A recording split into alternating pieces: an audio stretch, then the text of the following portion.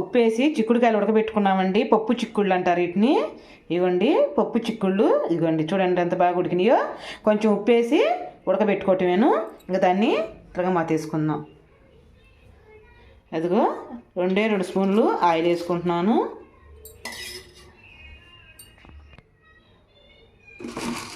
ఒక 1/2 స్పూను పచ్చిపప్పు, కొంచెం ఆవాలు,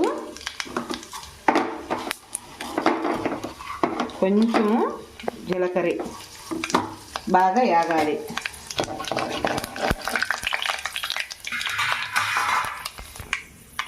కొంచెం కరివేపాకు, కొంచెం పసుపు వేద్దాము.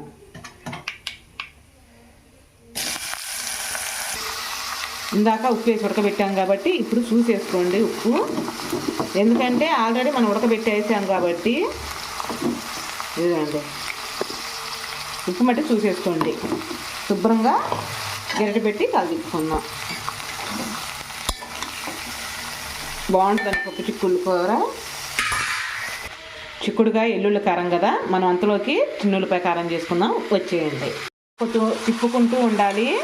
ఇదిగోండి ఇంక మనం వెల్లుల్లి కారం తయారు చేసుకుందాం. ఎందుకంటే ఆల్రెడీ ఉడికిన ముక్కలే కాబట్టి కొంచెం ఏదైనా నీరున్నా ఈ నూనెలో ఫ్రై చేస్తే మొత్తం సూపర్గా ఉంటుంది. చూడడానికి దీనికి కావాల్సినవి ఎదుగండి. ఒక 5 చిన్నులపై రెబ్బలు, ఒక 2 స్పూన్లు కారం వేసుకుంటున్నాను. మెదిగిందో లేదో చూసేద్దాం. అదిగండి మెదిగింది. ఇంకా తీసేసుకుందాం. కూరలో కలుపుకుందాం. కారపొడి వేసుకుందాం.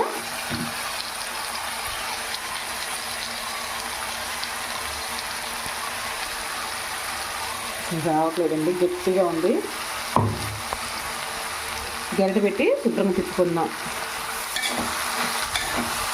తిప్పుకునే బదులు ఎగరేసుకోవడం అయితే ఇంకా సూపర్గా ఉంది. గంట పెడితే అవి పిసిరైతున్నాయండి, అందుకని ఎగరేసుకుందాం. ఇలా కిందకి పైకి ఎగరేసుకుంటే మాడకుండా కారం అంతా కలిసిపోతుంది. ఇదిగోండి కూర అయిపోయింది. గ్యాస్ ఆపేసుకుందాం. ఒక గిన్నెలో తీసుకుందాం.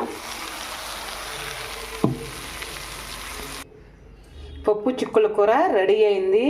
ఈ కూర కనుక మీరు ఎవరన్నా ఫ్రై చేసి ఉంటే బాగుంటుందండి నిజంగా పప్పు చిక్కుళ్ళు. ఒక్కసారి ఈ వీడియో కనుక నచ్చితే ఒక లైక్ చేసి ఒక కామెంట్ చేయరా. నిజంగా పప్పు చిక్కుడు కూడా అందరికి చాలామందికి ఇష్టం అండి. ఈ కూర నాకు కూడా ఇంట్లో చాలా ఇష్టము. ఈ కూర మీకు గనక నచ్చితే ఒక లైక్ చేసి ఒక కామెంట్ చేయండి. మీకు ఏ వంట కావాలో నాకు కామెంట్లో చెబితే నేను చేసి పెడతాను. ఓకేనండి.